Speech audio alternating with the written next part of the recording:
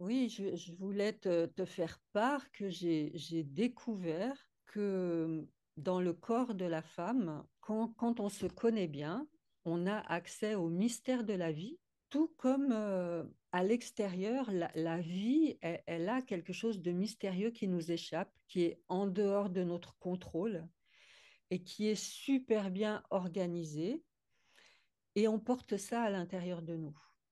Et quand j'ai découvert ça, ça m'a énormément touchée. Ça m'a appris vraiment à me considérer d'une manière différente et à considérer ce qui constitue le féminin dans son aspect sacré. Et pour moi, le sacré, c'est ce mystère qui nous échappe, mais qui a une conscience, qui a une intelligence, et ça passe à travers nous. Et de bien connaître son corps, ses rythmes, son cycle, le fonctionnement de notre corps, ce pourquoi il est fait, il a été conçu, et de pouvoir le ressentir à l'intérieur de soi, pas simplement l'apprendre comme une leçon à l'école d'anatomie, c'est vraiment tout autre chose, c'est le ressentir à l'intérieur de soi. Là, on prend vraiment conscience de la grandeur et de la beauté du féminin qu'on porte en soi. Mm. Et c'est ça que j'aurais envie de transmettre et que j'ai essayé de transmettre là, toutes ces années avec les femmes. Parce que quand je l'ai découvert pour moi, et je l'ai découvert grâce à l'outil du focusing quand même, et le fait d'associer les deux, ça, ça a permis à mon corps de m'enseigner. Et après, j'ai lu des bouquins et c'est là que j'ai vu que ce que mon corps m'enseignait, ben, c'est ce qui était écrit dans certains bouquins. Ça m'a conforté, confirmé dans mes ressentis. Et c'est ça que j'ai envie de partager avec les femmes parce qu'il y a de la magie là-dedans. L'âme agit et quelque chose de magique. Et, et c'est réjouissant d'aller à la rencontre de ça. Ouais, c'est comme si ce qu'on a envie de partager, l'élan là qui nous, qui nous fait enregistrer cette vidéo et puis organiser des retraites pour les femmes, c'est de... Parce qu'on se dit, bon, ok, ça a l'air sympa ce que tu dis, Catherine, mais je fais comment? Je fais comment? Et c'est ça, hein, c'est qu'on a envie de vous amener à goûter ça. Et on sait bien qu'on peut faire des années de thérapie très mentale et à comprendre, analyser, lire plein de bouquins. Si on ne prend pas ce temps de se mettre au rythme du corps, au rythme de nos cellules, qui n'est pas du tout le même, hein, ça demande de vraiment ralentir, s'entraîner à se mettre en connexion avec nos sensations, hein. C'est là que la magie dont tu parles opère, c'est-à-dire on, on se connecte finalement, tout est à l'intérieur de nous, toutes les réponses sont en nous, alors qu'on a une tendance effrénée à aller chercher à l'extérieur, à aller chercher dans les autres, à aller chercher dans nos relations. Et ce mouvement intérieur, c'est pas se replier sur soi, mais c'est être à l'écoute de nos cycles, de nos fonctionnements, de nos ressentis, mais à l'écoute dans le sens l'écho que fait l'extérieur en nous, c'est-à-dire qu'on n'est pas replié sur nous dans une grotte, Non, mais on va apprendre à être en vie, dans la vie, et à écouter ce que ça nous fait, à écouter là où ça grince, où ça coince et où ça grippe, et se positionner pour que ça soit plus juste pour nous, faire ces boucles, en fait, de l'expérience intérieure-extérieure en permanence. Parce que on n'est plus dans une ère où on va, je crois, enfin, moi j'ai l'impression on va pas cheminer en se mettant dans une grotte et en méditant 20 heures par jour, mais c'est la vie qui nous enseigne en permanence et d'apprendre à être à l'écoute de ça, amener une attention sur nos cycles, sur nos élans, nos envies, nos besoins et les exprimer. C'est bien ça l'équilibre entre le masculin et le féminin intérieur. oui. Et dans mon cheminement avec le tantra, il y a quelque chose qui m'a beaucoup parlé de ce masculin et de ce féminin, parce que dans les méditations tantriques, Shakti, qui est notre énergie de vie, notre élan de vie, qui est là vers nos organes génitaux, c'est une énergie féminine qui est vraiment en lien avec la terre, avec la vie, avec la vitalité. Et elle demande à Shiva, la conscience, et Shiva représente le masculin, quel est le sens de la vie? Et lui, il lui fait pas des grandes théories philosophiques ou intellectuelles. Il lui donne des méditations qui lui permettent d'aller trouver cette sagesse et ce sens à l'intérieur d'elle. Et, et on dit quand Shakti rencontre Shiva, ça amène les noces alchimiques, c'est-à-dire que le féminin et le masculin se rencontrent et se déploient. Mais le féminin, il permet ça. Quand on ouvre notre conscience, quand on s'éveille à ce qui se passe à l'intérieur de nous, ça passe par le féminin parce que le féminin, c'est quand même ce qui nous amène à l'intérieur. Et dans nos ressentis, dans nos perceptions, dans nos intuitions, dans notre organisme, dans notre physique, c'est là que ça se passe. Donc, autant en tant qu'homme qu'en tant que femme, on a ces deux polarités, mais chez nous, c'est inné. C'est plus facile pour nous que pour l'homme qui, lui, doit vraiment faire l'effort pour revenir à l'intérieur, alors que nous, c'est inné, on est conçu pour ça. Et là, il y a tout un potentiel à développer qui nous permet d'être en même temps dans notre physicalité, dans nos émotions et en même temps dans l'ouverture à plus grand que soi. Donc oui, on part de l'intérieur et on amène ça à l'extérieur et en même temps l'extérieur anime notre intériorité et on en fait quelque chose pour le remettre en mouvement dans l'extérieur étant donné que la vie est mouvement. Et comme on est associé plus à l'énergie de la Lune, avec ses phases, on porte en nous le mouvement de la vie, tout le temps, tout le temps. Hmm. Et c'est beau, je trouve, que de pouvoir apprendre à explorer ce mouvement. Ça me touche parce que dans la transition, dans la société dans laquelle on est, en fait, on s'est calé, nous femmes, sur un modèle masculin, sur le Oui. yang, en fait, qui s'est perdu même dans l'extrême yang, je ne sais pas si on peut dire ça. Mm. Et nous, les femmes, du coup, qui prennent le pouvoir dans la société actuelle ou qui l'ont pris jusque-là, c'était des super-hommes, en fait, hein. On les voit, les femmes politiques, tout ça, c'est impressionnant, c'est des mecs, quoi. Oui. Et c'est comme si dans ce changement, dans tous ces ajustements qui se font autour du masculin et du féminin, il y a vraiment un appel à ce qu'on ait le courage de faire ce chemin intérieur pour pouvoir, je sens moi dans les séances que je fais, que ce soit pour moi, dans ces temps d'écoute intérieure ou avec des clients ou des clientes, Mhm. je vois comment ce qui chemine en moi ou chemine en nous, c'est écho avec ce qui se passe dans la société, de la violence qu'on se donne, des injonctions qu'on se donne en permanence. Et ce chemin de douceur, d'écoute, de bienveillance, etc., je sens bien que quand on le fait pour nous, quelque part, c'est notre manière de soutenir la transition de ce qui est en train de se passer dans la société. Oui, tout à fait. Et ça nous sort pas de la réalité. Au contraire, la réalité, c'est la vie. Et comment on fait avec cette réalité pour continuer à avancer, à agir d'une manière consciente, etc. Parce qu'en tant que femme, on a des actes à poser aussi, qui ne se font pas dans l'activisme, parce que l'activisme, c'est juste de la dispersion qui nous emmène dans toutes les directions. C'est vraiment poser des actes qui sont en cohérence avec ce qu'on sent à l'intérieur de nous. Et, et ça, c'est toute la puissance du féminin. Et, et c'est important de le valoriser ou de le revaloriser, de lui donner sa juste place. Le Mm. but, c'est pas encore une fois, d'aller contre le masculin ou contre ceci ou contre cela, c'est donner la juste place à chacun.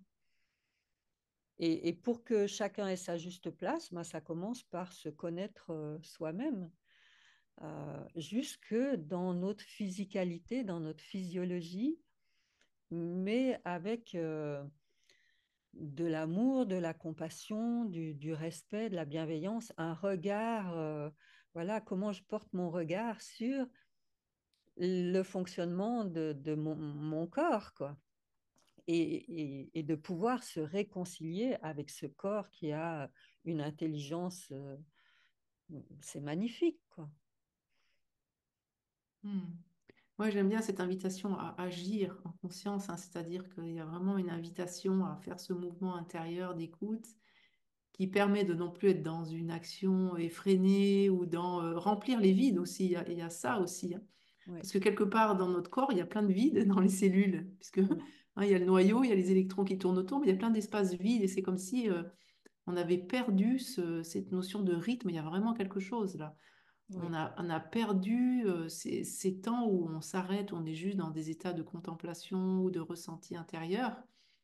Et c'est quand on s'autorise à se mettre à ces rythmes-là, qui sont pas du temps perdu, on pourrait croire que tiens, j'ai passé 20 minutes à contempler une fleur ou à regarder un paysage, mm, juste en étant avec mon ressenti, des parts de nous, hein, et on peut nous faire croire dans la société qu'on a perdu notre temps parce qu'on n'a pas été sur notre téléphone en train de scroller. voilà, exactement. Hein. Et moi, j'adore, enfin, je vois bien dans les lieux publics et tout ça, c'est super rare, hein, les gens qui, quand ils sont seuls, ne sont pas sur leur téléphone. Mhm, Et moi, je m'amuse que juste dans un lieu public à observer les gens et juste être en observation dans mon ressenti. Et mhm, on voit que en fait, il s'est installé des parts qui sont tout le temps dans des rythmes effrénés de ne pas pouvoir être avec moi-même, mais d'avoir un objet dans la main pour ne pas être à l'écoute de mon ressenti. mhm, Et donc, le fait de ralentir pour soi, de se mettre au rythme de nos cellules, ça permet aussi de retrouver cette, comment dire, cette connexion et puis toutes ces informations qui sont là et qui sont justes pour nous, parce que c'est bien là qu'elles sont. mhm. C'est pas un thérapeute, c'est pas notre chef, c'est pas le président de la République qui va nous dire ce qui est bon pour nous. C'est nous, en Exactement. ralentissant Mm. et en écoutant nos rythmes, qu'on va pouvoir amener le meilleur de nous-mêmes, en fait. Oui, oui, parce que en connaissant bien ces rythmes intérieurs et en effet de rythme, puisqu'on a un cycle, voilà, notre cycle menstruel, il est là aussi pour donner un rythme.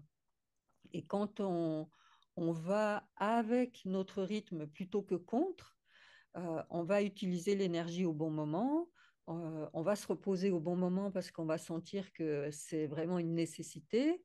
Parce que si on continue sans s'arrêter, quel que soit là où on en est dans notre cycle, on s'épuise et on n'est pas efficace finalement. Mm.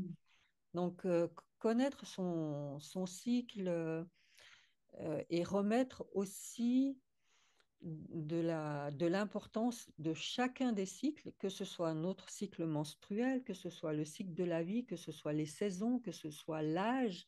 Voilà, on va aussi valoriser le cycle de la femme dans tous les âges de sa vie. Voilà. Ouais, moi je vois, je suis en train de goûter ça hein, dans mon cheminement intérieur. Euh, Il y a quelque chose qui se passe autour de simplifier ma vie, Mhm. de s'autoriser à ne plus avoir rien à prouver. Oui. Je vois que j'ai démarré certaines activités et que je sens que ça partait de parts qui voulaient peut-être se montrer. Et je vois que bah, moi, je suis ménopausée, donc il y a je suis à une autre étape de ma vie où je sens qu'il y a quelque chose qui a besoin de ralentir, beaucoup plus de temps Mm.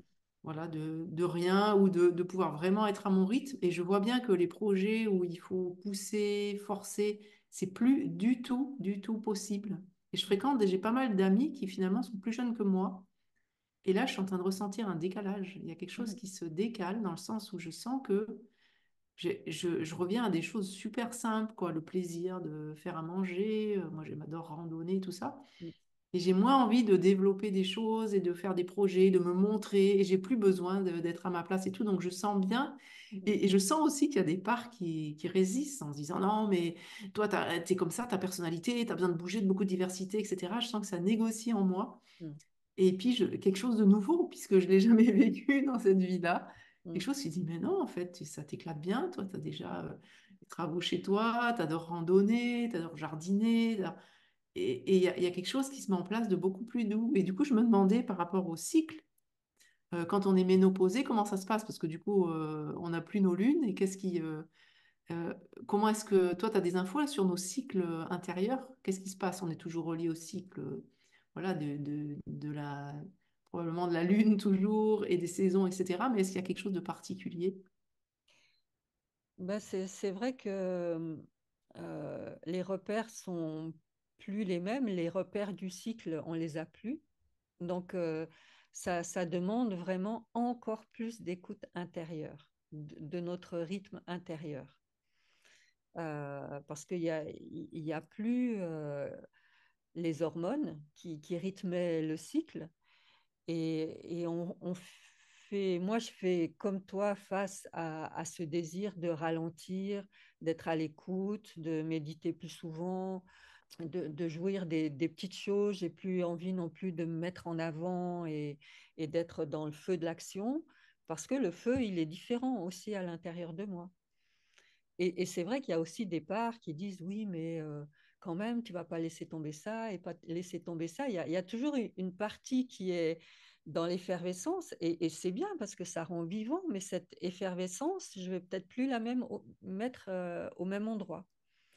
Donc c'est là que ça demande une écoute particulière et je suis vraiment heureuse d'avoir cet outil de l'écoute profonde avec le focusing parce que ça me permet vraiment d'aller écouter toutes les parts de moi qui pourraient discuter de ah ben non quand même ah puis ça c'est pas correct et ceci et cela tout le blabla mental qui est insécurisé parce que justement je suis en train d'aller dans une voie inconnue pour moi et qui correspond pas non plus à tout ce qu'on demande dans la société où il faut être performant, faut, dans le profit, dans la consommation, enfin voilà, dans la dispersion, les distractions, enfin tout ce feu de la vie, c'est vivant, c'est chouette quoi.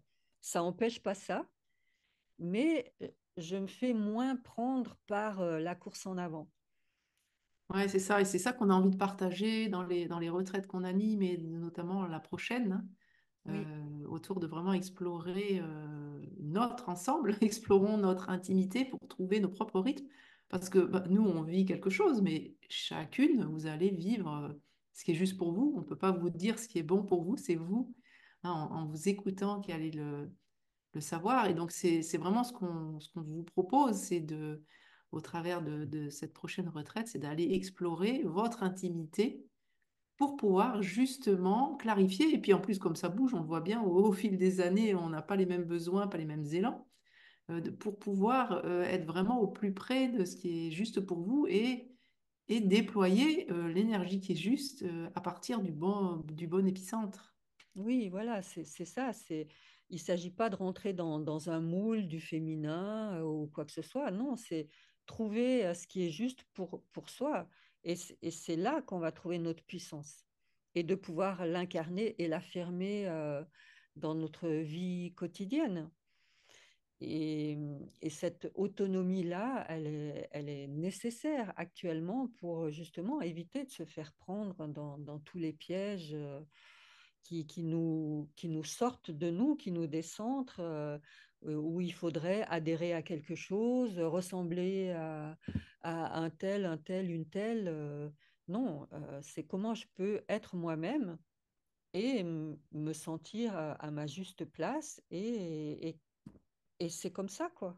Oui, Voilà. c'est ça, il y a quelque chose de quand on s'autorise à être dans notre féminin, hein. L'idée, c'est aussi de cheminer sur l'équilibre masculin-féminin, mais le féminin, il n'a pas à se justifier quelque part. C'est comme ça parce que ça part, quand ça part du bon endroit, je ne vais pas l'imposer à l'autre. Mais par Mhm. contre, pour moi, voilà ce qui est juste. Hein, on va Oui. vraiment prendre ce temps pour être avec, justement, prendre conscience aussi de l'impact des cycles, de tous les cycles qui existent et d'apprendre à écouter l'effet, hein, la vibration dans nos cellules pour pouvoir vraiment écouter ce dont notre corps a besoin et se positionner non pas contre quoi que ce soit, hein, Mhm. mais ou comment dire, en imposant quelque chose aux autres, mais en se positionnant depuis cet espace vibratoire qui est aligné, qui est bon, qui est doux. Mhm. Et en même temps qui est ferme pour prendre soin de soi. Et je pense que c'est comme ça qu'on peut offrir le meilleur de nous-mêmes, là où on en est. Je veux dire qu'une femme de 30 ans, elle n'a pas la même chose à offrir à la société qu'une femme de 50 ou 60 ans. Mhm. Exactement. Mais chaque âge a sa valeur. Et à chaque période de vie, on a quelque chose d'important à explorer, découvrir, etc. Donc voilà, on reste riche de sa vitalité jusqu'au moment de la mort. Voilà, Et c'est important de pouvoir valoriser tout ça parce que si nous, on ne le fait pas, personne ne le fera pour nous. On va mettre les liens vers la prochaine retraite en dessous de la vidéo.